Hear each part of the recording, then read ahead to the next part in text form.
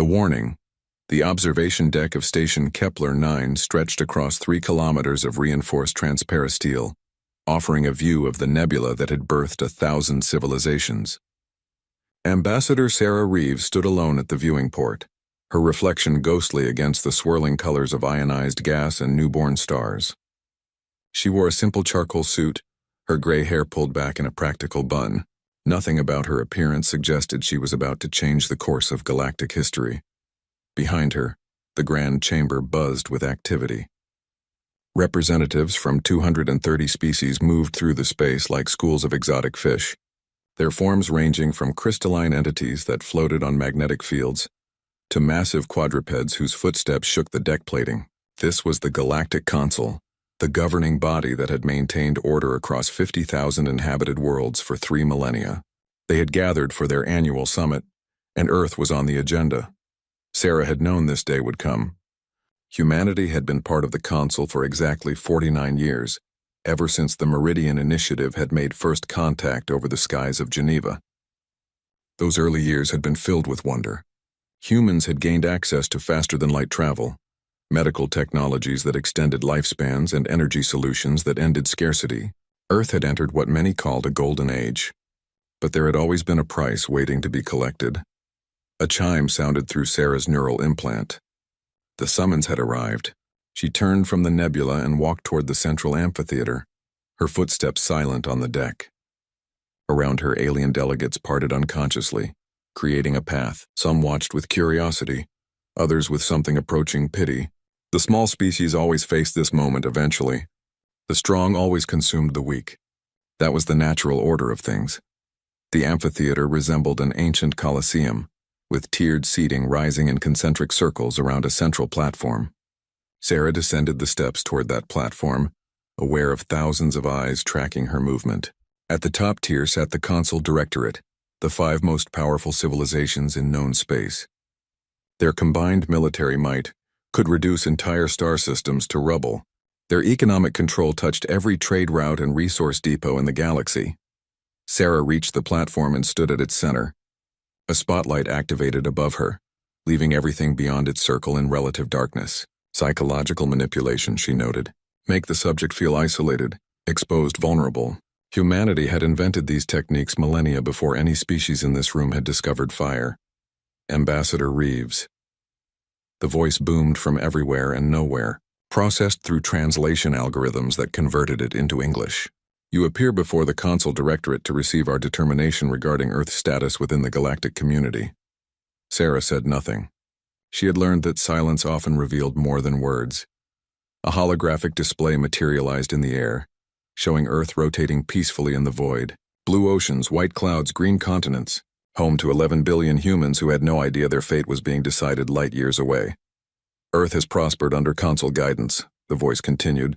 Your species has benefited from our technology, our protection, our wisdom. The time has come for Earth to fulfill its obligations as a Council member world. Here it comes, Sarah thought. The same speech delivered to 100 worlds before Earth. The pattern never changed. The Council Directorate has determined that Earth will transfer 30% of all planetary resources to Council management. This includes rare Earth minerals, biological materials, and water reserves. Additionally, Earth will accept permanent Council military installations at strategic locations across your planet. These measures ensure stability and prevent the chaos that so often afflicts young civilizations. The hologram shifted, showing projections of massive mining operations scarring Earth's surface, alien military bases occupying major cities, transport ships carrying away resources in endless streams. Sarah watched without expression, though her hands clenched into fists at her sides. Earth will have 90 standard days to begin compliance. Failure to comply will result in enforcement actions. The Council is merciful, but we are not weak. This determination is final. The voice paused, and Sarah could sense anticipation in the silence. They expected her to beg, to negotiate, to ask for more time or better terms. That was what the others always did. Ambassador Reeves, does Earth accept these terms? Sarah looked up at the darkness where the Directorate sat. She could not see them clearly, but she could feel their attention focused on her like heat from a star. When she spoke, her voice was calm and clear, carrying to every corner of the amphitheater. No. The single word dropped into the silence like a stone into still water. For 3 seconds nobody moved. Then whispers began, rippling through the assembled delegates. Had they heard correctly? Had this human actually refused? Perhaps you misunderstand. The voice from above carried an edge now, a hint of irritation. This is not a negotiation.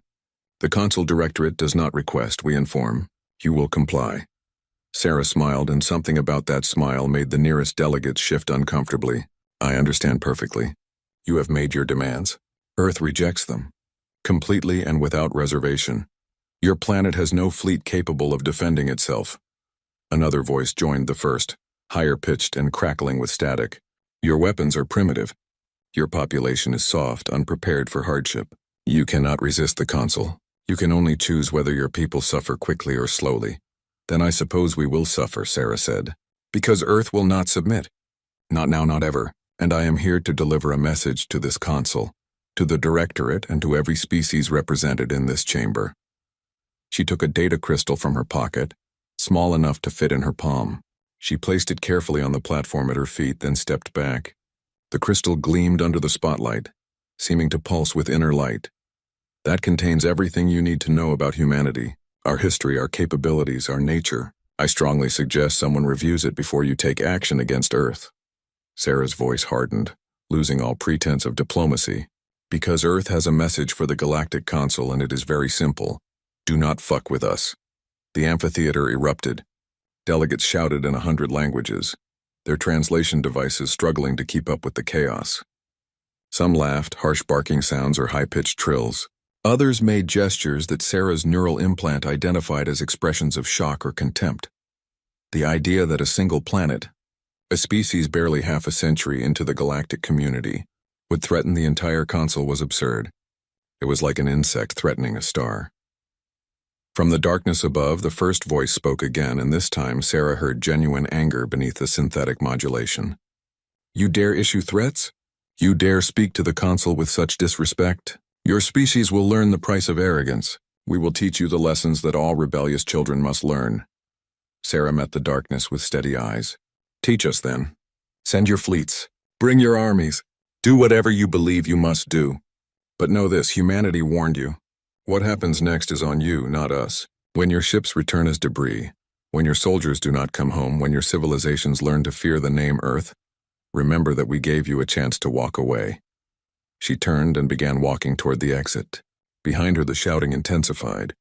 Delegates demanded her arrest, called for immediate action against Earth, predicted humanity's extinction within a standard year. Sarah heard all of it and felt nothing but grim satisfaction.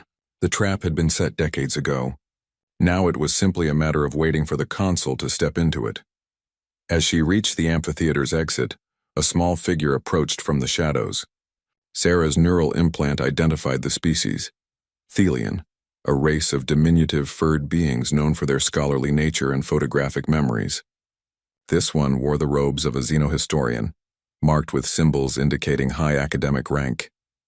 Ambassador, the Thelian said quietly, speaking in accented English. I am Velix. I serve as a senior researcher in the Consul archives. May I examine the data crystal you left behind? Sarah studied the small being. Velix stood barely a meter tall with large luminous eyes and delicate hands. Their species had never been warriors or conquerors. They survived by being useful, by maintaining the records and histories that others ignored. Something in those ancient eyes suggested intelligence and curiosity that went beyond mere academic interest. The crystal was left for whoever has the wisdom to look at it, Sarah said. Whether the Directorate will allow you to study it is another question. The Directorate rarely pays attention to archivists, Velix said. We are invisible until we are needed. If I retrieve the crystal, if I study its contents, will I find information that changes my understanding of your species? Sarah considered the question carefully. This moment mattered. If Velix studied the data and understood it, there was a chance, however small, that someone in the Consul would grasp the danger before it was too late. But if Velix reported their findings and was ignored, as Sarah suspected they would be, at least one being in the galaxy would know the truth about what was coming. You will find exactly what I said you would find, Sarah replied. Everything you need to know about humanity, our history, our nature, our capabilities. What you do with that information is your choice. Velix nodded slowly. Then I will study it. Perhaps it will make no difference. Perhaps the Directorate has already decided humanity's fate, and nothing I discover will change their minds. But I must know. It is what my species does. We remember, we record, we preserve truth even when truth is uncomfortable. Thank you, Sarah said, and she meant it. I hope you survive what is coming, Velix. Your people deserve to endure. Make sure you are far from the front lines when the fighting starts. She left the station 6 hours later, her shuttle departing from Kepler-9's docking ring and accelerating toward the nearest jump point. Behind her, the Galactic Council continued its deliberations, debating the scale of force necessary to break human defiance.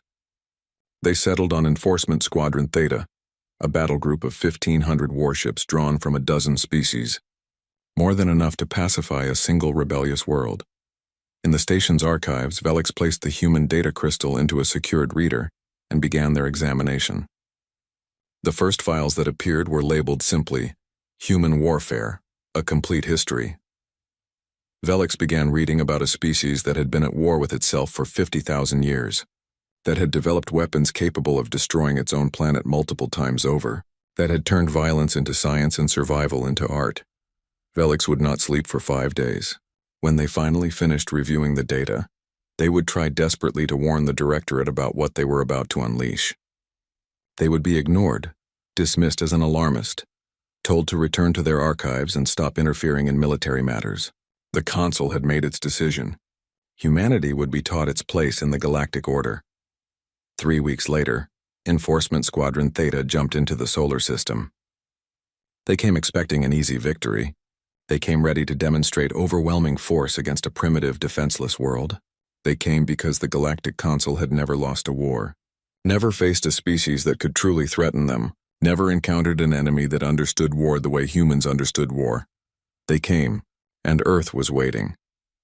The Lesson Commander Drask of the Enforcement Squadron Theta stood on the bridge of the Dreadnought's sovereign authority, watching the solar system materialize on his tactical displays.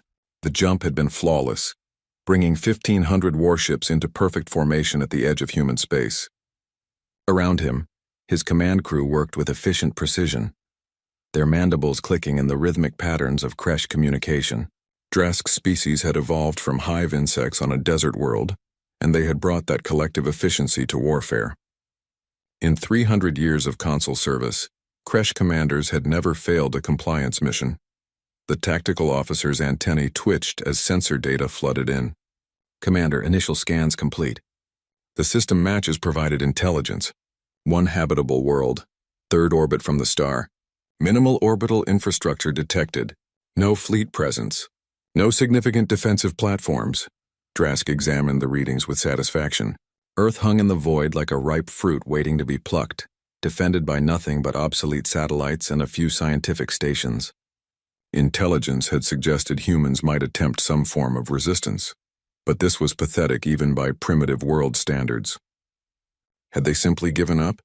Accepted their fate? All ships advanced to standard enforcement positions, Drask commanded. Weapons charged but not locked. We will give them one chance to surrender peacefully. The squadron moved forward, a wall of metal and firepower that could reduce a continent to ash. 1,500 warships represented more destructive capability than most species encountered in their entire history. The Council did not make empty threats. When they came to enforce compliance, they came prepared to obliterate any resistance. As the fleet crossed into the inner system, Drask opened a communication channel to Earth's surface. People of Earth, this is Commander Drask of Enforcement Squadron Theta, acting under authority of the Galactic Council Directorate. Your representative, Ambassador Reeves, rejected the Council's generous terms. This was unwise. You now face the consequences of that decision. He paused, letting his words sink in. Somewhere down on that blue planet, billions of humans were realizing their world was about to change forever. Fear was useful. Fear made compliance easier. The Council is not cruel, Drask continued. We do not wish to harm your people, but we will take what we have claimed by right. You will stand down all defensive systems immediately. You will prepare to receive Council occupation forces at designated coordinates. You will transfer control of your planetary infrastructure to Council authority. If you comply, casualties will be minimal. If you resist, we will demonstrate why resistance is futile. Static filled the channel for several seconds. Then a voice responded, calm and almost amused. Drask recognized it from the recordings he had studied. Ambassador Sarah Reeves. Commander Drask, this is Ambassador Reeves. I want you to understand something before this begins. Everything that happens in the next hour is your choice. You were warned. The consul was given all the information necessary to avoid this outcome. You chose to ignore that information. So what happens to your fleet, to your crew, to you personally, is not on humanity. It is on the consul and on you. Drask's mandibles clicked in irritation. Brave words from a defenseless planet. Perhaps you believe your primitive nuclear weapons frighten us. Our shields can withstand stellar radiation. Your missiles cannot even reach orbit before our point defense destroys them. We know, Sarah said. We have known the capabilities of your shields, your weapons, your tactics since the first week after first contact. We have studied every species in the console. We know how you think, how you fight, how you die, and we have spent 49 years preparing for this exact moment. Something in her tone made Drask pause. There was no fear in her voice, no desperation. She sounded like a teacher explaining a difficult concept to a stubborn student. His tactical officer's antennae suddenly stood rigid. Commander, I am detecting unusual readings throughout the system. Energy signatures appearing on the moon, on Mars and the asteroid belt. They were not there a moment ago. It is as if they simply activated from dormancy. Drask pulled up the tactical display. Red markers were blooming across the screen like blood drops in water. Dozens of them, then hundreds, then thousands. Every moon, every asteroid, every piece of space debris large enough to hide equipment was suddenly radiating energy signatures consistent with active weapons platforms. Impossible, Drask whispered. Our intelligence showed no significant military infrastructure. They are a primitive species. They do not have this level of technology. Your intelligence showed exactly what we wanted you to see. Sarah's voice came through the channel. For 49 years we have been building, planning, preparing. Every piece of console technology you shared with us we studied. Every weakness in your systems we cataloged. Every assumption you made about humanity we encouraged. You thought we were weak because we wanted you to think that. The moon's surface suddenly split open, not in one location but in thousands. Concealed hatches that had been hidden beneath artificial craters for decades revealed themselves. What emerged were not the crude rockets the console expected. They were rail accelerators, massive magnetic tunnels built into the lunar crust itself, powered by fusion reactors buried kilometers deep in bedrock. All ships, evasive pattern Delta. Drask ordered. Activate shields, charge all weapons. Prepare for defensive fire. The first salvo launched before his fleet could react. Tens of thousands of projectiles, each one a simple slug of dense metal accelerated to 3% of light speed. No guidance systems, no warheads, no complex technology. Just mass and velocity turned into weapons that hit like the fist of an angry god. The first wave struck the outer screening vessels. Shields designed to dissipate energy weapons simply did not register solid projectiles moving at relativistic speeds. The slugs passed through the shields like they were not there at all, punching through armor, through crew compartments, through vital systems. Ships did not explode dramatically. They simply stopped functioning. Their interiors flash-converted to superheated plasma. Their crews killed so quickly their nervous systems never registered the pain. 47 ships ceased to exist in the first 12 seconds of engagement. Return fire, Drask screamed. All batteries target the lunar surface. Destroy those launch sites. The fleet opened fire with everything they had. Particle beams capable of melting mountains lanced across the void, striking the moon with catastrophic force. The surface erupted in massive explosions, vaporizing rock and metal. Drask watched with savage satisfaction as entire sections of the lunar surface turned to molten glass. But the railguns kept firing. For every launcher destroyed, 10 more activated. The humans had not built a few dozen weapons platforms. They had turned the entire moon into a fortress, honeycombed with tunnels and redundant systems. Even as the console fleet poured fire into their positions, the humans continued their assault with mechanical precision. Mars joined the battle next. The red planet had appeared nearly abandoned, with only a few scientific outposts visible to console sensors. Now those outposts revealed their true nature. Missile silos opened, launching weapons that moved with terrifying speed and maneuverability. But these were not missiles in any conventional sense.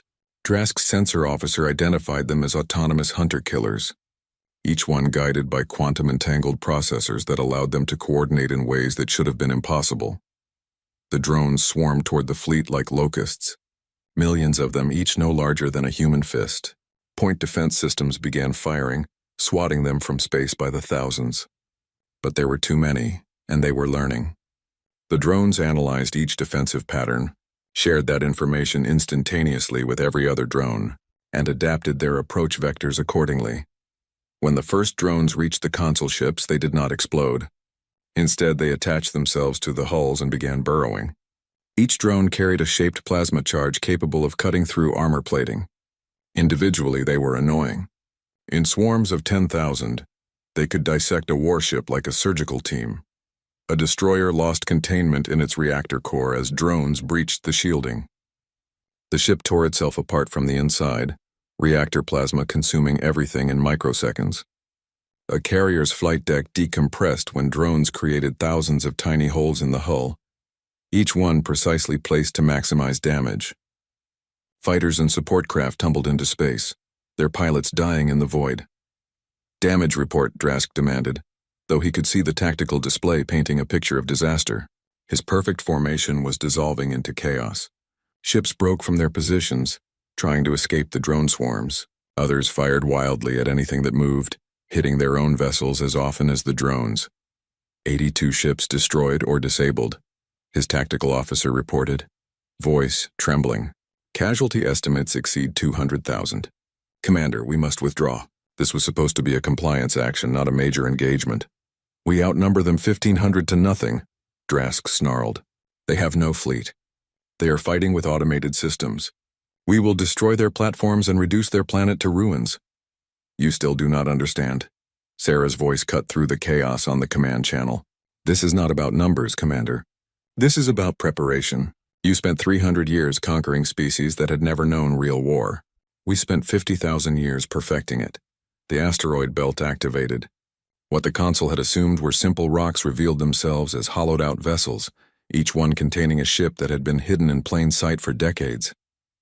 Thousands of them, built during the early years after first contact when humans had been granted access to basic space construction technology. The console had even provided the mining equipment used to hollow out the asteroids, never suspecting what was being built inside them. These ships were not sophisticated. They carried no advanced weapons, no elegant energy systems. They were simple kinetic launchers paired with basic fusion drives. But there were thousands of them, and they had been waiting in perfect ambush positions for this exact scenario. The kinetic barrage began. Chunks of iron, nickel, and rock accelerated by mass drivers and fired in coordinated patterns that turned space into a shooting gallery. Console ships found themselves caught in crossfire from every direction, their targeting systems overwhelmed by the sheer volume of incoming projectiles. Drask's flagship shuddered as something massive struck the port side. Damage reports flooded in. Engineering section compromised, shield generators offline, weapons batteries 3 through 7 destroyed. They were being taken apart piece by an enemy that should not have existed. "Commander, emergency transmission from Console High Command," his communications officer announced. "They are ordering immediate withdrawal. Multiple member worlds are reporting critical system failures, infrastructure collapse, defense networks turning hostile, communications blackouts. They believe the humans have deployed some form of cyber warfare across the entire console." Drask felt his blood run cold. Cyber warfare at this scale should have been impossible. The console used quantum-encrypted systems with biological verification protocols. No external force should have been able to penetrate them, unless that force had been inside the systems from the very beginning. "They were in our networks the whole time," Drask said slowly, understanding dawning like a nightmare sunrise. "Every piece of technology we shared with them, every connection point, every data exchange. They were not just learning, they were infiltrating." "Correct," Sarah said. "From day one of first contact, we began mapping your systems. Every ship you built using shared technology, every station constructed with joint console-human cooperation, every computer core that interfaced with our networks. We planted our code everywhere. Dormant, invisible, waiting. Today we activated it. Your infrastructure is not failing randomly, Commander. We are killing it deliberately." Another massive impact rocked the Sovereign Authority.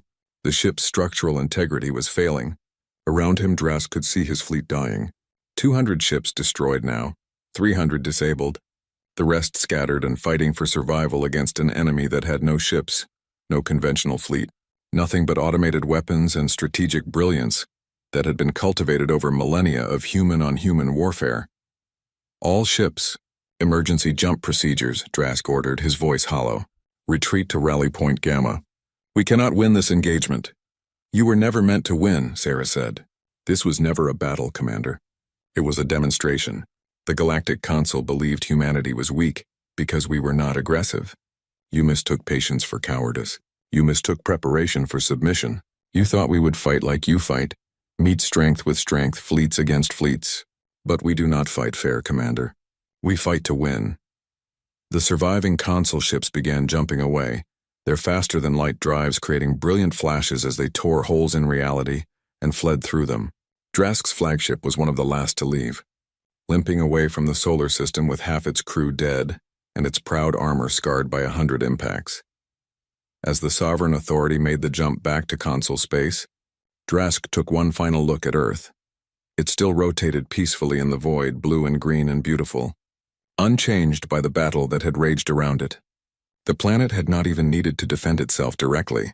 Its children had done that, with weapons built in secret and strategies planned in silence. The Enforcement Squadron Theta had entered the solar system with 1,500 warships. 412 survived to make the jump home. Over 800,000 crew members were dead or missing. It was the worst military disaster in console history, inflicted by a species the console had considered primitive and defenseless. Back on Station Kepler 9, the console directorate convened an emergency session. Representatives from 230 species filled the amphitheater, but this time there was no confident discussion of enforcement and compliance. There was only fear and confusion, and the slowly dawning realization that they had made a catastrophic miscalculation. Bellick stood before the directorate, clutching their datapad with trembling hands. They had tried to warn them. They had spent 5 sleepless days analyzing the human data crystal and preparing a comprehensive report. The directorate had dismissed it. Now they had no choice but to listen. The humans call it asymmetric warfare, Felix explained, their soft voice amplified through the chamber systems. They do not match strength against strength. They identify weaknesses and exploit them. They prepare for decades or centuries if necessary. They study their enemies with obsessive thoroughness. And they never ever fight on terms favorable to their opponent. A holographic display showed footage from the battle. Console ships exploding, drones swarming like insects, kinetic projectiles tearing through armor. It played on repeat, burning the truth into every delegate's mind. We assumed they were weak because they avoided conflict, Bellick continued. But avoidance is not weakness. It is strategy. Humans have a saying, speak softly and carry a big stick. They spoke softly to us for 49 years while building the biggest stick any single species has ever wielded. What do they want? Someone called from the assembly. Are they planning to attack console worlds? Are we facing an invasion? Before Velix could respond, every display in the amphitheater activated simultaneously. The screen showed Ambassador Sarah Reeves, broadcasting from Earth. She sat in a simple chair against a plain background, looking directly into the camera with those steady, patient eyes. Members of the Galactic Council, Sarah began. By now you have received reports from Enforcement Squadron Theta. You know what happened when you attempted to force compliance on Earth. I want to be very clear about humanity's position, so there is no further misunderstanding. She leaned forward slightly, her expression hardening. Earth does not want war with the Council. We do not seek conquest or dominance. We want only what every species wants. The right to self-determination. The freedom to chart our own course. The security of knowing our children will inherit a free world. We joined the Council in good faith. We shared our culture, our knowledge, our friendship. In return, you demanded submission. The amphitheater was completely silent. Every being present hung on her words. Here is humanity's offer, Sarah said. Leave us alone and we will leave you alone. Trade with us as equals and we will trade with you. Respect our sovereignty and we will respect yours. But if you attempt to force compliance again, if you send fleets or sanctions or threats, we will respond with everything we have built. and what we have built is designed specifically to dismantle the console piece by piece. She paused, letting that sink in. We have backdoors in every system you control. We can activate them whenever we choose. We can collapse your infrastructure, disable your fleets, turn your own defenses against you. We have spent half a century preparing for this scenario. You are welcome to test whether we are bluffing, but I strongly advise against it. Sarah's expression softened slightly, or we can choose a different path. Treat Earth as a sovereign world with rights equal to any other Council member. Allow us representation in the Directorate. Reform your compliance protocols so younger species are not forced into servitude. Build a Council based on genuine cooperation instead of coercion through force. She stood, and her final words carried the weight of absolute conviction. The choice is yours. Peace is equals, or war against an enemy that has been studying you since before you knew we existed. But choose wisely, because humanity only issues warnings once. You have had yours. The broadcast ended. The amphitheater remained silent for a long moment. Then debates began. Voices raised in fear and anger and desperate calculation. Some called for total war, for assembling every ship in console space and reducing Earth to atoms. Others argued for negotiation, pointing out that humanity had demonstrated both capability and restraint. They had destroyed hundreds of ships but allowed survivors to escape. They had proven they could win but offered peace instead. The debates would continue for weeks. The Council Directorate would be forced to confront uncomfortable truths about their own nature, about the systems they had built that turned young species into servants. Eventually, after much argument and political maneuvering, they would agree to humanity's terms. Earth would gain a seat on the Directorate. Compliance protocols would be reformed. The balance of power in the galaxy would shift, but that was all to come. For now, Velik simply felt exhausted relief. They had tried to warn them.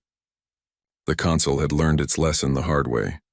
And Earth, that small blue planet that had seemed so weak and defenseless, had reminded the galaxy of an ancient truth that predators always forget. The most dangerous species are not the ones that look frightening.